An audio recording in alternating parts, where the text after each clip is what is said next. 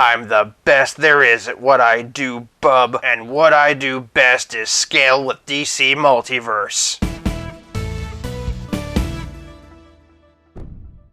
Welcome, bub, to 5 Points of Articulation. Today I'm taking a look at the Marvel Legends Gamerverse Wolverine vs. Silver Samurai. I'm also going to be making the case that this figure is ideal for DC Multiverse. Starting with the packaging, and this is so cool. Not only do you have the Gamerverse branding, but Hasbro went the extra mile to make the character names arcade style, but they didn't stop there. The spines look like character selection screens, complete with game graphics in the background. The back of the box is a lot of fun too, with a pixelated font for the bio, the health bar representing other characters in the wave, as well as the figures set against the training room backdrop from the game. Additionally, the characters have been spot varnished, so they really stand out against the matte finish box. For those looking to pick their fight in store, here's the UPC. For packaging, Wolverine vs. Silver Samurai gets 5 points. Moving on to presentation, and let's cut to the chase.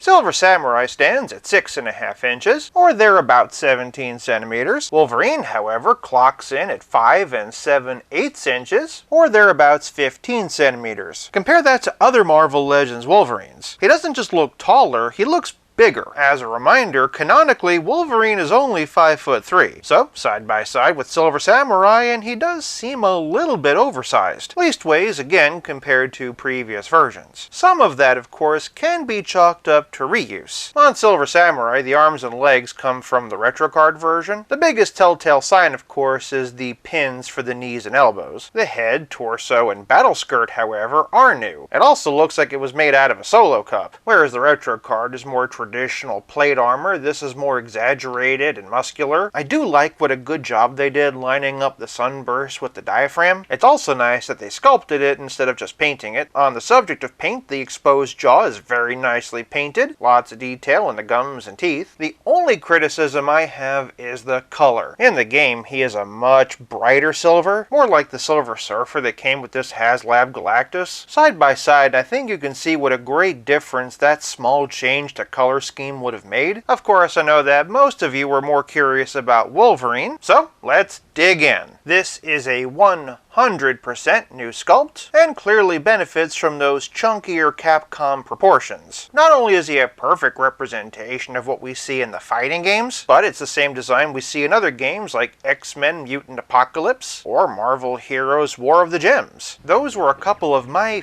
favorite games when I was a kid, so this design for Wolverine is very near and dear to my heart. Things like the over-the-top mask fins, the wildly impractical boot tops, or the fact that the claws are so long there's no way they could fit inside of his arm. It's just part of the game's charm. I really don't like how Hasbro approached his arm hair. Kind of reminds me of the Page Puncher Superboy fade we just looked at. Still, as a fan of this design, I'm really happy. Is it the best Wolverine ever made? That's a video for another day. And definitely make sure that you're subscribed so you don't miss it. But for a Capcom-specific Wolverine, I think they nailed it. His size is an interesting topic for when we get to playability and how he scales with other figures. Additionally, there's some very interesting engineering I'm excited to talk about in Poseability, but from the standpoint of what the figure looks like, my only criticisms are the arm hair and the fact that the knees don't match the rest of the legs, though admittedly, on camera, that's really hard to tell. Docking him for that slightly too dark silver, and for presentation,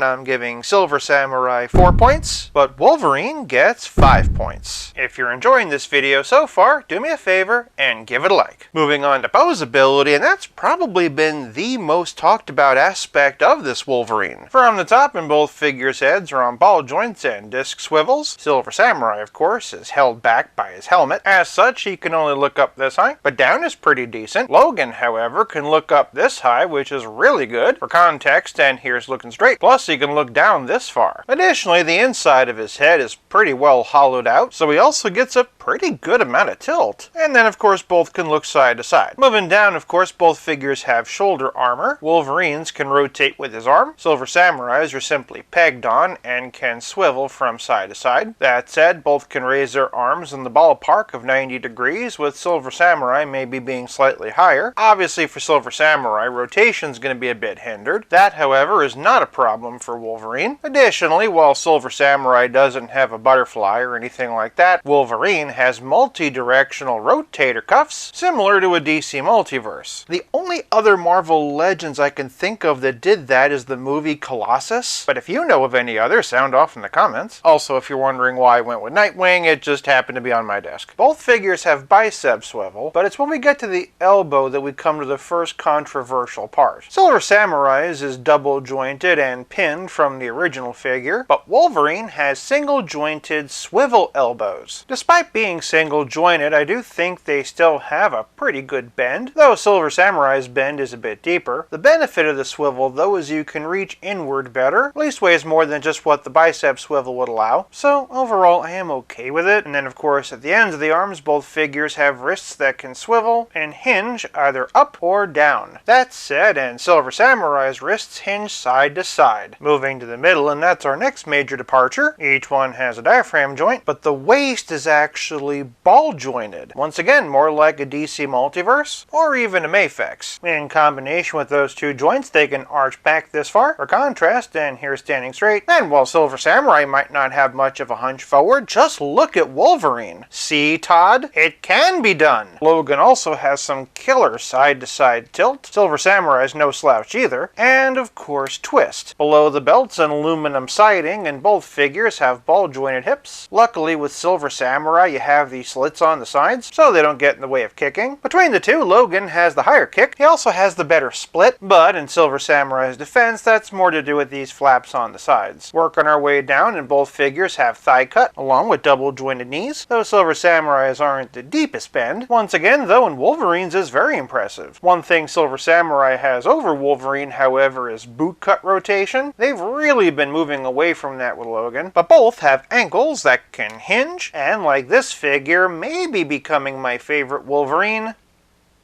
pivot. Docking Wolverine ever so slightly for the lack of boot cut, and Silver Samurai for the limited hunch forward and shoulder range. For Poseability, I'm going to meet in the middle and give this 2-pack 4 points. Moving on to Playability, and Wolverine comes with an alternate pair of fists. It's worth noting that because this is a new sculpt, these are also new hands. The cool part, however, is this slash effect. It comes packaged in 2 pieces, with one having a bunch of little pegs, which you can use to snap onto these crossbars. There are also a couple peg holes down here to accommodate these stands. They're actually very similar to the ones that come with the Jada Street Fighter figures for their energy effects. They allow the slash to hover, making for a really cool display. Silver Samurai has his Shuriken energy effect. It's been cast in a transparent red plastic. This is also really cool. Just keep in mind that you only have 2 stands, so if you want to use both at the same time, you'll need to be creative. Otherwise, Silver Samurai comes with his katana. It's been cast in a translucent blue plastic, and also includes this energy effect. It transitions from purple to blue, and just has a nice crackly look to it. It can slide over the blade like so. If I could be greedy, I do wish he came with extra fists, since Silver Samurai only has the one sword after all. With some finagling though, you can put the sword in both hands. But playability is more than sword slashes and sparkles. It's also about how well your figures play with others. For the purpose of this video, however, I mainly just want to focus on characters who appeared in the game. Starting with just a few fellow X characters, and here's the X-Men 97 Cyclops. Despite being from the cartoon, I think he really fits well within the game aesthetic, though as we can see, this Wolverine is a little bit large. Next, and for one I never did get around to reviewing, and here we have Marrow, along with the Zabu Wave Cable, the fan favorite 50th anniversary Sabretooth. This Wolverine with these 2 villains are a nice little set, and the Onslaught Build-A-Figure, which is getting a re-release for those who missed out. Switching over to the Capcom half of Marvel vs. Capcom, and here's the Playmates Ninja Turtles 2-pack Ryu, along with the Playmates Turtles 2-pack version of Chun-Li. That said, I did get the Jada Toys Chun-Li for Christmas, and she is great. For a few other Jada Street Fighter figures in my collection, and here we have Cammy, Dhalsim, who's one of my favorite figures from that collection, Guile, who is shockingly similar in size and proportions to this Wolverine, Wolverine, and the menacing M. Bison. These Jada figures are a little bit small, but then again, this Wolverine is a little bit big. For one, I bet none of you saw it coming. I actually picked up the Jada Mega Man for these Capcom style reviews. Not gonna lie, he's actually a lot of fun. Swinging back around to Marvel Legends though, and here's the retro card 90s modular style Iron Man and Maximum Spider-Man, who will hopefully get a bright red and blue Capcom style reissue. For those wondering though, I actually did cave and pre-order the SH Figuarts version. In the meantime though, and here's Mafex. For a relative scale comparison, here's Wolverine and Silver Samurai with Pizza Spidey and the Spectacular Spider-Man. And as always, here they are with Stealth Iron Man. That said, the fact that this figure is so large and has engineering so similar to DC Multiverse did give me an idea, and wow. Canonically, Batman is about a foot taller than Wolverine, so this is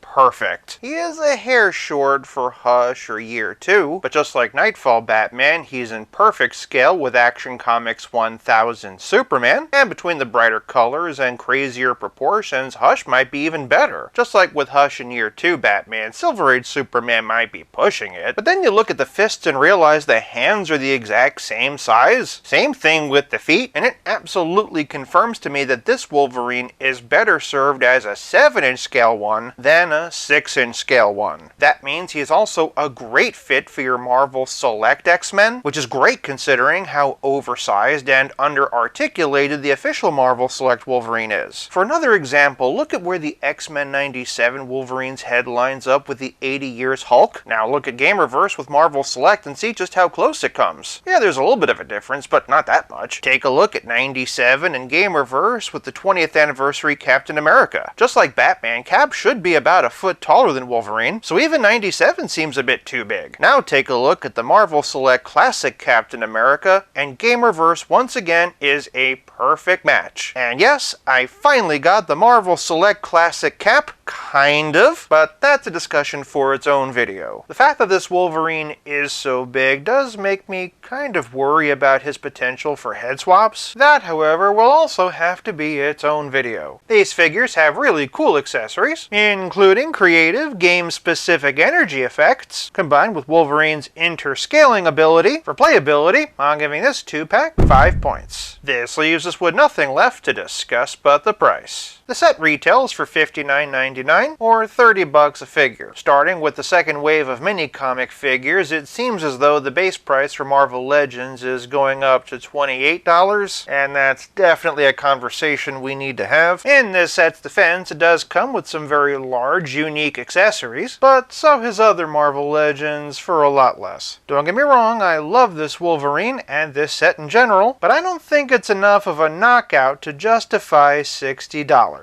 For price, I'm giving this set an okay 3 points, giving Silver Samurai a total of 4.2 out of 5, and Wolverine a total of 4.4 out of 5. Sound off in the comments below and let me know what you think of this set and Marvel vs. Capcom in general. While you're down there, make sure you're subscribed so you don't miss the head swap showcase or my upcoming Tiger Stripe Wolverine Versus. For more Wolverine while you wait, check out one of these, and until next time, play nice and have fun. From the top, and both figures' heads are on dumbbell... no they're not. Next, and for one I never did get around to... and wow! And that just confirms to me that this is much better, what's the word? Which